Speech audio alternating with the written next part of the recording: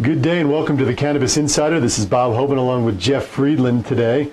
And what we'd like to talk about is the unfortunate events in Northern California related to the fires. While they've generally been referred to as the wine country fires, North Carolina's cannabis country has also suffered a severe blow as it relates to these fires in recent weeks. Tens of thousands of acres have been burned in Redwood and Potter Valleys in southern Mendocino County. Here in Sonoma and Napa counties, many houses and farms have also been destroyed and innumerable cannabis gardens have been incinerated. These burn areas, think about it, even if a crop escapes the flames, it might well be unusable because of smoke and toxic ash pollution.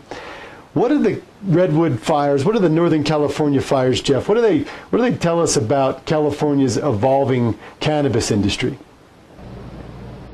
Well, it's horrible. I talked to a lot of friends up there. The hotel I usually stay at got burned to the ground in Santa Rosa. It's a disaster, and this is a human tragedy before we talk about the impact on the industry. And, with adult use being legalized in California, because it's a cash industry, it's one thing to get your crops destroyed, which happened, in cannabis. It's another thing, cash was destroyed, Bob. People had, this is a cash industry. And I've seen reports overnight that, a lot of these farms, not only did they lose their crops, but they lost hundreds of thousands of dollars of cash that got burned up. So it's disastrous. But, what's interesting to me is there were, a month or two ago, you and I started seeing some stats that were out that talked about an oversupply of cannabis of 6 to 12%. Different people had different estimates. There'd be too much supply next summer. Well, a lot of those issues are going to be less significant because of these fires. The other part of the human tragedy on this is that the harvest season, for the most part, Bob, hadn't quite started. It was going to start in a few weeks through maybe November up there. And so, the plants, the whole year's crop, this is outdoor growing, destroyed. A family's livelihood, a business's livelihood, destroyed.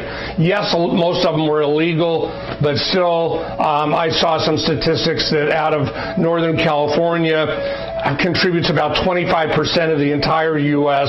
marijuana crop. So a human tragedy, a family tragedy. All in all, I don't see, Bob, that it's going to have huge impacts on the supply come adult use program in California, nor a long-term effect on pricing. Now, well said. You raise a point about burning of cash. That's something I frankly hadn't even considered in this context. I mean, this is not only people's lifeblood in terms of how they work and pay their bills, but unfortunately with the limitations, especially in California, on cannabis industry banking, it effectively creates additional problems when you throw fire danger and fire issues into the mix. Now, I think and there's one more issue, Bob. What's that? Let me not to interrupt you here. The other one's lack of insurance. If you have an agricultural crop, you normally can get crop insurance, etc. All our friends out there, Bob, that are growing marijuana, whether it's legally, semi-legal, or whatever, in Northern California that got destroyed and wiped out, no insurance. Why? Because it's illegal federally. Mm-hmm.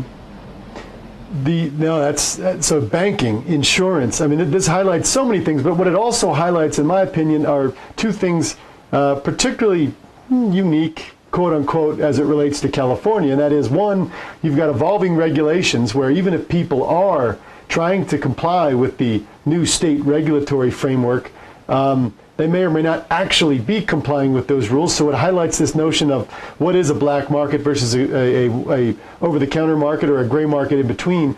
But I think it also especially highlights this notion, it's the plight of the small marijuana farmer.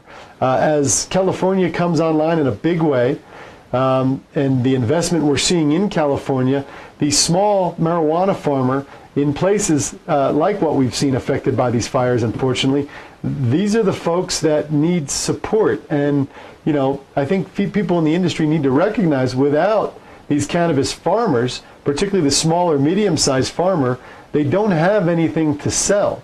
And these folks may or may not be on the path to, or want to be on the path to regulatory compliance and to be legal.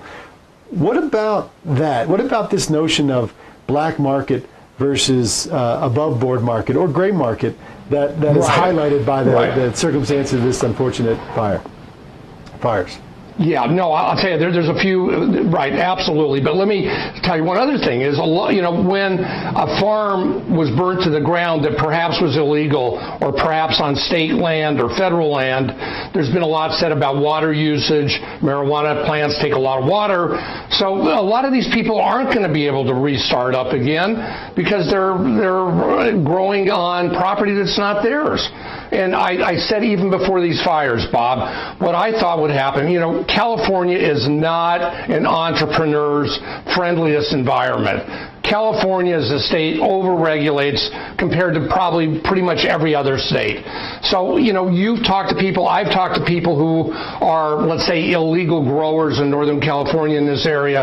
I've had them say to me, Jeff, I've operated illegally since I was 13 years old. I've been growing, I've made a living for myself and my family. I can't come in out of the cold and get into a regulated business in California where I have to hire compliance officers, people to fill out paperwork, in-house legal counsel. I will screw it up. I'm better off staying illegal. So that's one big issue up there.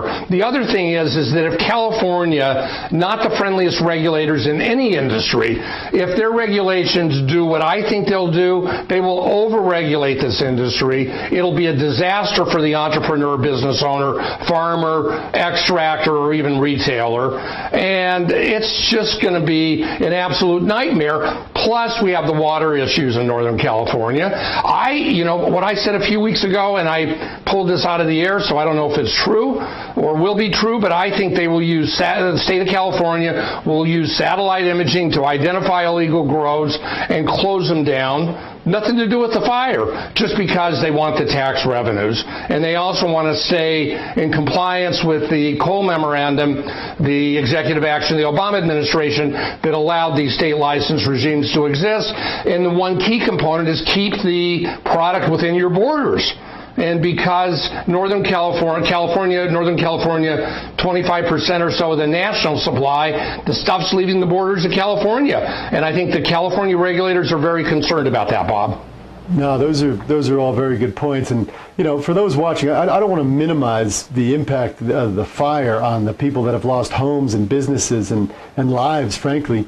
And I'm proud to say that I was at a summit in Oakland, the New West Summit, this past weekend, and a bunch of really just top-notch individuals set out to raise a bunch of money to help folks in that area and raised over $10,000. And I would encourage our viewers to take a look at the ways that they can help that area recover in light of those fires. But we do want to look analytically at the impact of the fire. And what you just said and what we're talking about here highlights this notion of the prevalence of the black market in California. And I think for two very, very important reasons, California's got to get the black market under control, and how that happens remains to be seen. But there's the two very important reasons I think that we need to look at. Number one is for example, if Jeff Sessions does not see that this industry is being well regulated and that we're seeing a diminishment or a decrease in the number of gray or black market operators, that could cause the federal government to come into California, which is not our federal administration's favorite state by any means. But the second and more practical impact of the black market is that we're seeing lawful, licensed cultivators across the state of California at harvest time, which is now, and around this time, they're seeing the price of marijuana just go down, down, down. And in other mature markets, we haven't seen that for a couple of years when price wars begin to erupt.